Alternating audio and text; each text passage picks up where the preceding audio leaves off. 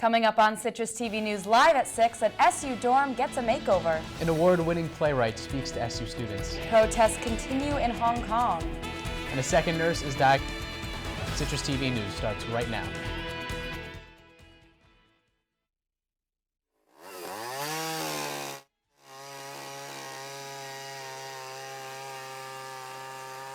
You may get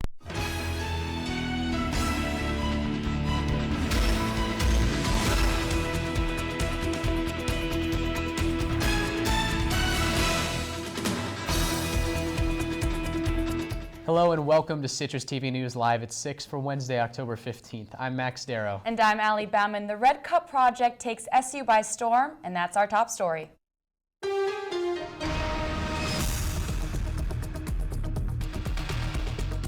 Now, when most students think of college parties, they think of music, dancing, and red Solo cups. But most students don't think of what happens to those cups after the party's over. Citrus TV reporter Cheyenne Devon introduces us to a group of students that want to change that. Red Solo cups have become so much a part of party culture that we seldom realize how much waste we generate in a given weekend. A group of students decided that they wanted to raise campus environmental awareness, so they started the Red Cup project, which raised some interesting questions. What happens when you party? What happens after you party? Who picks it up? Who picks up your trash after you? Like, do you even know who's doing this? It's just, there's so many things that, as Syracuse, not just the campus, but even residents who even live here, we all deal with this, but nobody talks about it ever. The group accepted donated cups and also collected cups themselves. But overall, it was about 2,000 cups, and it was. Vast majority of that was collected from front yards. It wasn't just donations. And who would have thought such a common item would spark such a unique conversation? The various art installations around campus quickly gained popularity through social media and helped the group to reach many students. So I'm glad to see the project get a wider and wider audience as people relate to the material. The students have also been actively reaching out to local environmental groups. And the success of the project really is in how we actually got into contact with sustainability at SU and people from the Community Engagement Office, and also My Actions, which is a government-based organization from which we will have more conversations about how this project will continue to grow. This has been Cheyenne Devon, Citrus TV News. Now, the Red Cup project hopes to continue to collect cups and create more art installations that will raise environmental awareness on campus. And you can follow them on Twitter at Red Cup Project to find out their future plans.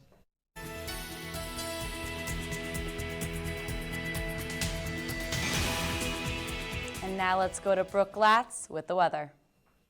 Thanks, Allie. It was overcast this morning, but that quickly turned into scattered rain showers that have lasted all day and will continue through the night. The gloomy weather is being met with extremely high humidity on this surprisingly warm October day. The high earlier today was 72 degrees, but it currently feels more like 68 degrees. Winds are coming from the east-southeast at about 9 miles per hour, so be careful to make sure your umbrellas don't flip out on you.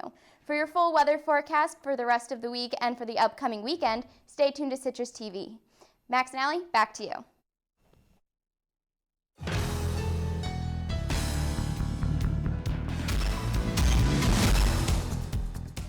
Well, a brand new study space opened today in Haven Hall. The former Haven Dining Center is being turned into a 24-hour quiet study area for students. Director of Residence Life Tara Peckstamp announced the change to residents of Haven, Walnut, and Washington Arms in an email Tuesday evening. The email also asked for residents of the dorm to offer suggestions to improve the study space going forward. The area above Haven Main Lounge has been empty since Syracuse University closed the dining hall in May of 2009.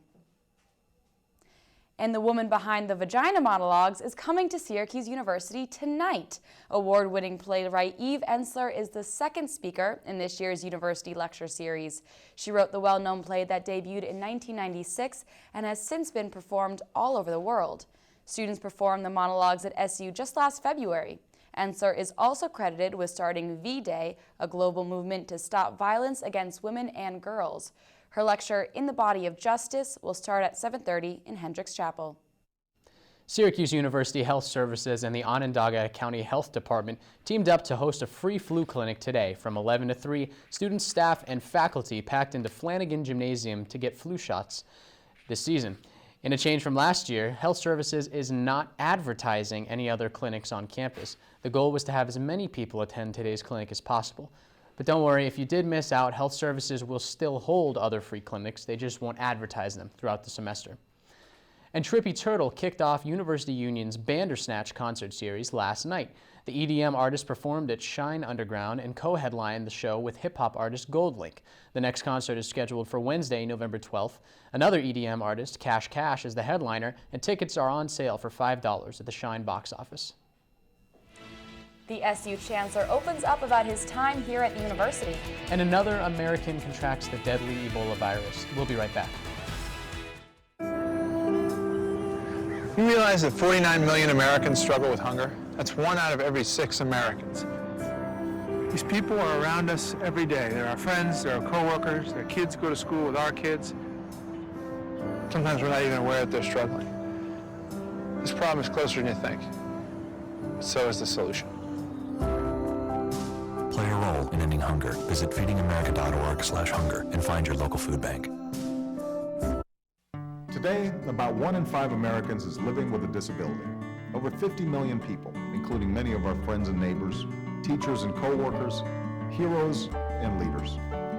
20 years ago, the Americans with Disabilities Act guaranteed every person the right to live, work, and participate fully in the American experience.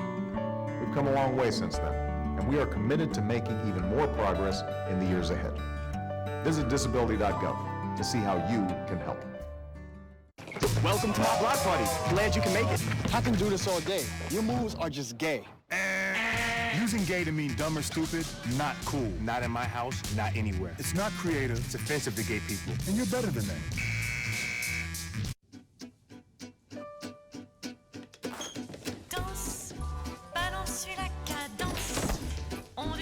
You didn't give up on sex. Don't give up on birth control either. There are more methods than you think. Find yours at bedsider.org.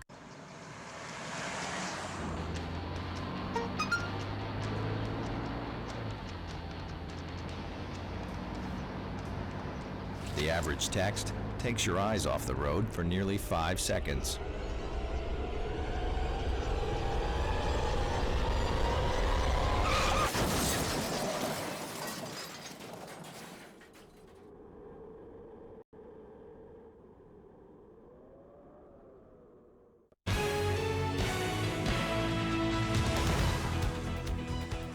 Last week, CitrusTV's Marissa Palmer sat down with SU Chancellor Kent Syverud and discussed how he's learned about the SU culture.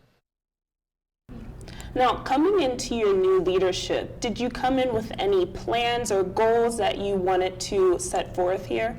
I tend to be a steward more than someone who tries to tell people what to do. So that requires you to learn the place. So my main goal was to help the place have an even better future than an amazing past and a very sprawling, wonderful present. And that pretty much required me at the beginning to really deeply understand the history of the place and what it is today. So I kind of came in mostly with that in mind. And what was that process? How did you go through planning out your time here? Well, I've been trying to go to, attend, and talk to as many different people and organizations and places that are Syracuse as possible. The first major thing was living in BBB for 2 weeks, which taught me a lot. How was that, being a student? It was great. It was great. It taught me that the students are incredibly energetic and directed here. It also taught me that students are, by and large, positive and very diverse. And if you'd like to know if Chancellor Syverud is a deer or a bear, check out the exclusive interview on CitrusTV's YouTube page.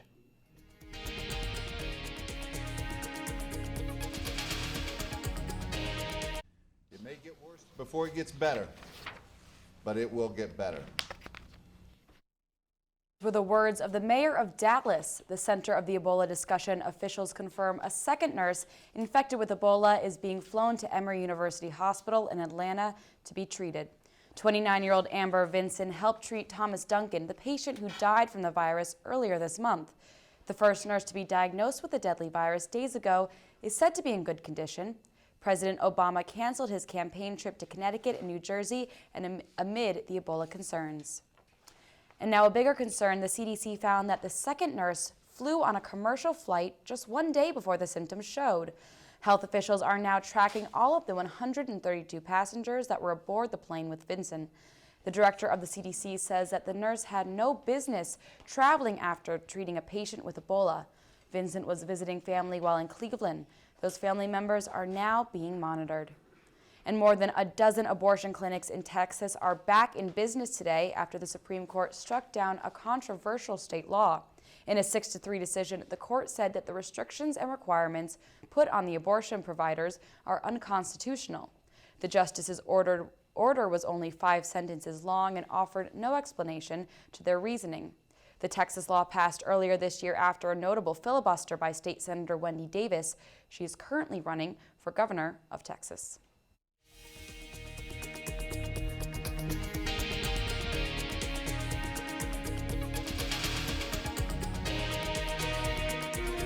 Protests continue in Hong Kong. There's some controversy over the police reaction.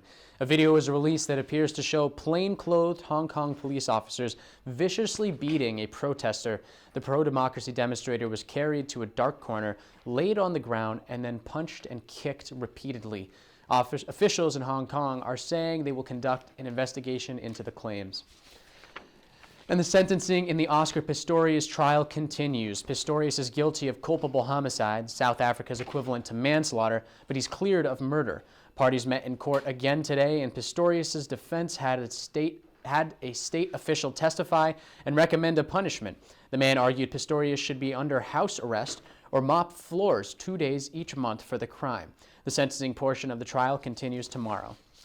And take a look at this, an unusual sight, snow in October in Australia. The snow is just a part of the odd weather hitting the land down under this week. A powerful spring storm dumped rain and brought damaging winds to Sydney. The city suffered substantial flooding and snow blanketed nearby mountains, dropping around 8 inches.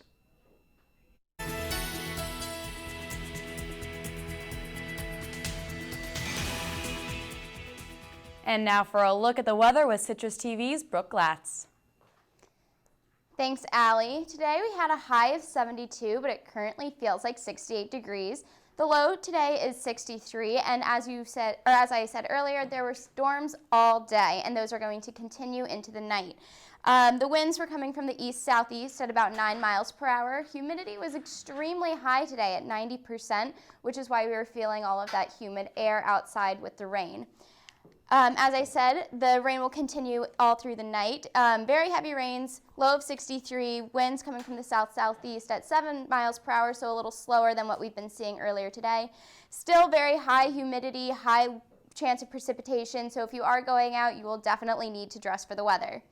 Moving on into tomorrow morning, we will have scattered morning showers and thunderstorms, so be aware of that, but the weather will clear up as the day goes on. High of 74 tomorrow with a low at 54, so we're finally starting to get back into that cooler temperature that we're expecting for October. Winds from the south-southeast at about 12 miles per hour. High humidity, but it will start to drop lower throughout the week. Chance of precipitation high in the morning, but then lower throughout the day. As we see the current temperature, Syracuse 68, so actually pretty warm for what we're used to now. But if you go down to Baltimore, it's about the same. Up in Burlington, it's almost 80 degrees, which is very unusual for Vermont. And if you go all the way out west, you'll see cooler temperatures in the 50s and 45 up in Marquette. So much cooler than what we're experiencing in Syracuse. Moving on to the current dew points, we see that Syracuse and the entire Northeast actually is very, very wet temperatures or wet dew points going on, but out west it's a lot more dry, so we'll see that this is going to push out and we will start experiencing those dry fall temperatures as well. Moving into the precipitation forecast, as you can see, lots of heavy rain throughout the entire Northeast and in Syracuse, but that will be pushing out as the night goes on and will hopefully clear up soon. You can see from our 5-day forecast we have rain tonight and tomorrow, but we'll get some partly cloudy skies on Friday. The rain will be back for the weekend, however. Temperatures are going to start dipping. We're in the 70s for the next couple of days, but as the week goes on, it'll get colder and colder until Sunday, where there will be a high of 46 degrees. All right, so rain usually cools off warm temperatures, and it's been pretty warm here for October, so is this rain going to cool it off here for us? It definitely will. As you can see, the temperatures are getting all the way down to a high of 46 this weekend, so we are going to start getting into that nice cool fall temperature that we're typically experiencing at this time. Too soon, Too soon. And oftentimes, fall is a 2-week period in Syracuse, and it kind of skips straight to winter. Do you expect snowfall before Halloween? You know, it's quite possible. If we have a high of 46 already and Halloween is still a couple weeks out, I could definitely foresee the temperatures getting low enough for snow, but fingers crossed that it doesn't get like that. I'll have to go as an Eskimo for Halloween, I guess. Brooke, thanks so much. Coming up on Citrus TV News, one man seeks treatment for his addiction to technology. And Toyota and GM are both recalling cars. We'll tell you why after the break. Hey, my name's Katie and I'm in the 9th grade. I'm an A average student and I'm an athlete working towards a scholarship. And everybody tells me how much potential I have. But I just wish someone would tell me where my next meal is coming from. Katie, how'd I do? Do you have to be so serious? Well, I mean, I did like a crazy dance in a movie if you want me to like, you know, do a little, no. Play a role in ending hunger. Visit feedingamerica.org/hunger and find your local food bank.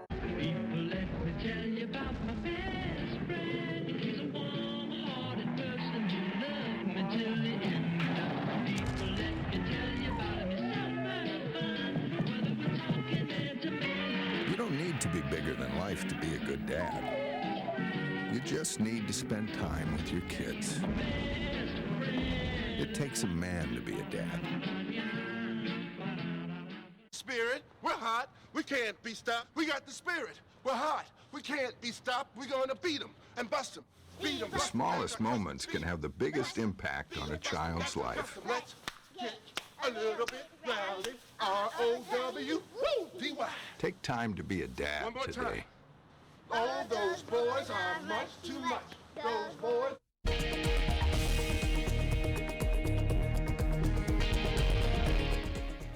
Toyota is recalling more than 1.75 million cars. In 3 new recalls, the manufacturer found issues with the brakes, fuel delivery pipes, and fuel leaks. 2 of these recalls mostly cover vehicles sold in Japan. In the second recall is on Lexus models sold in the U.S. between the years of 2005 and 2010, in which fuel delivery pipes could increase the risk of a vehicle fire. Toyota says there have been no known issues of crashes, injuries, or deaths resulting from these problems. And in other automotive recall cases, at least 27 people have been killed in cars recalled by General Motors this year. GM recalled certain vehicles because of a defective ignition switch. When the switch malfunctions, it can cut off power steering and the brakes and turn off the airbags while the car is still moving. There have been numerous deaths and injury claims, and 25 people so far are receiving compensation for serious injuries. The CEO of GM has promised an upgrade in the safety and quality of the company and their cars.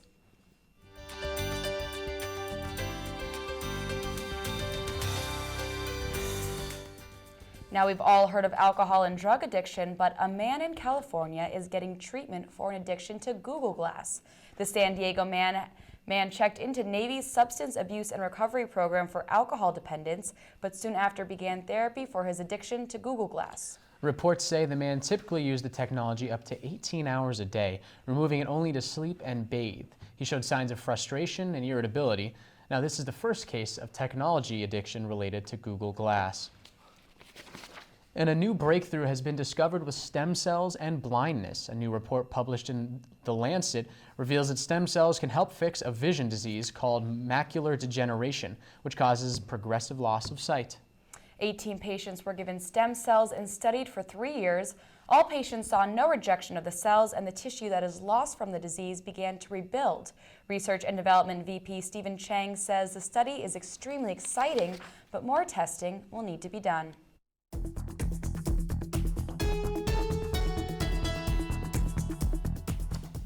Well, Well, Jay Leno is returning to TV. The former Tonight Show host will go back on air in 2015 with a new primetime series on CNBC.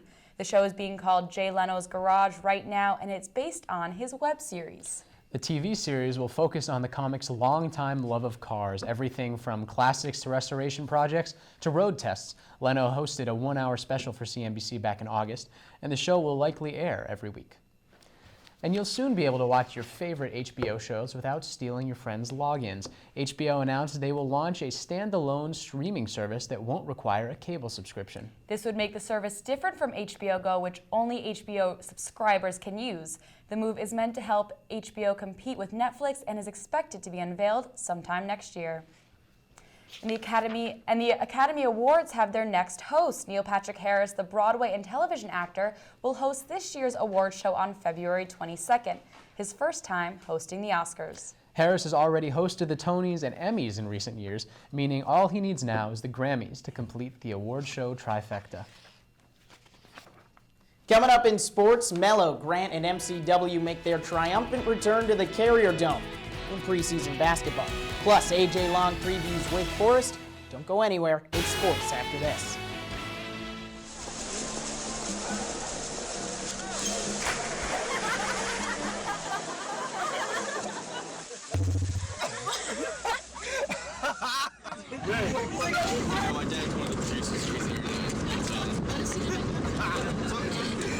Bring this one.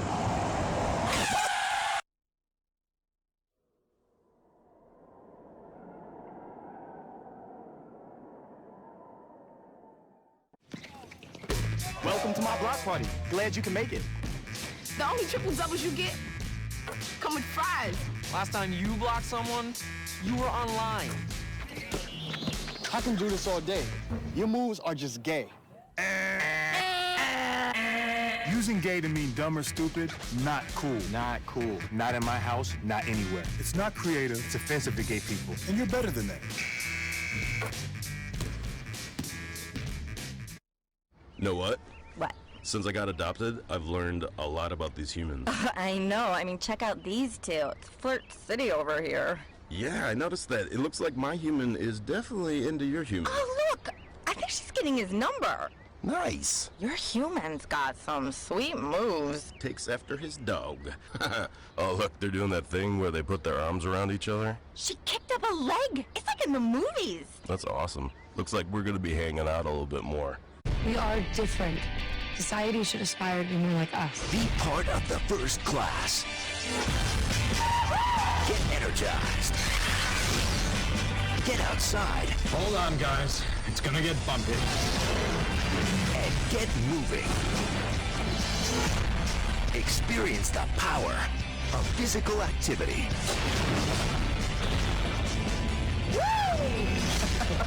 Join the movement at ActionHeroAlliance.com. SU football is in an awkward phase. The Orange rides a 4-game losing streak into its game at Wake Forest Saturday. Cuse offensive coordinator Tim Lester and quarterback AJ Long say the Demon Deacons pose quite the threat. It's a difficult first draw for a freshman quarterback, but he's got a great demeanor to him. He loves playing football, but he loves playing in just any kind of game. He's a competitive guy, and I don't think there's many situations that are too big for him, and his demeanor really helps him, in situations like that. They're a solid defense. Like they're technically and fundamentally sound. They don't miss a lot of assignments, so this week's going to be a tough week for our offense. We have to make sure that we're on point. And on the pitch, SU men's soccer is faring better than Coach Lester and company. 4 starters. The Orange has lost 1 game in 12 tries. Its 11-1 record is the best start in program history. And the Cuse put it on the line against UConn in Storrs, Connecticut. The Orange thrashed the Huskies 4-0 in front of 2,500 enemies. Alex Bono even got some flack on Twitter. The goalkeeper retweeted a shout-out from the UConn Goal Patrol. Bones earned his 10th clean sheet of the campaign. 4 men on the score sheet, though. The highlight is Chris Nanko, who notched his 3rd of the year. The win makes SU soccer so trendy, expect Noon's Magician to start live tweeting matches. The next opportunity is Friday against ACC foe Louisville.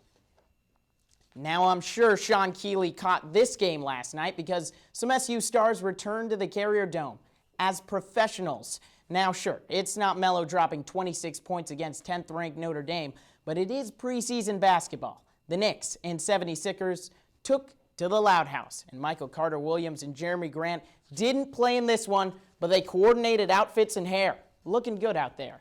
Carmelo Anthony to start the game. He hits this jumper in the first quarter to put the Knicks up 13-10. He continued the trend in the third.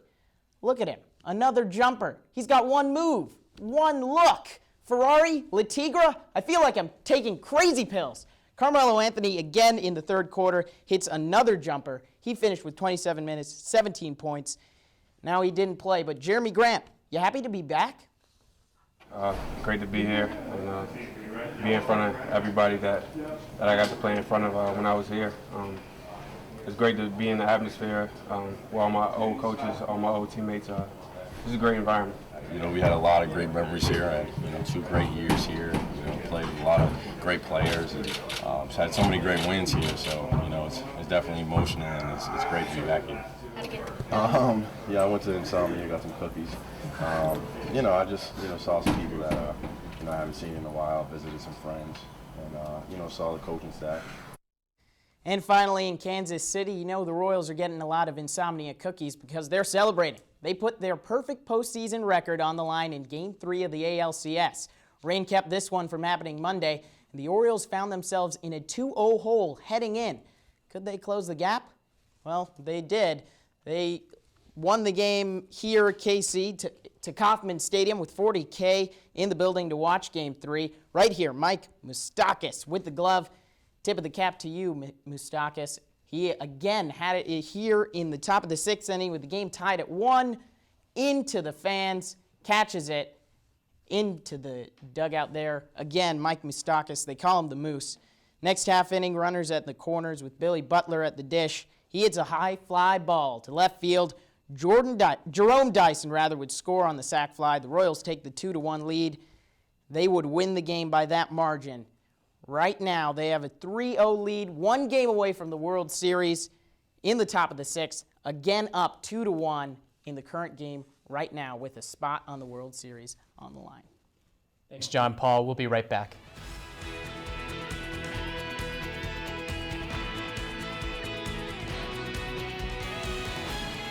Viking, Packer, Viking, Viking. Red state, blue state, vegan. Carnivore.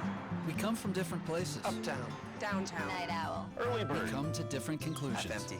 Half full. But when we live united, we create real, lasting change in the building blocks of life. The education, income, and health of our communities, our families, united. Even the person next to us. Live united. Real change won't happen without you. So give, advocate, volunteer, live united. Sign up at liveunited.org.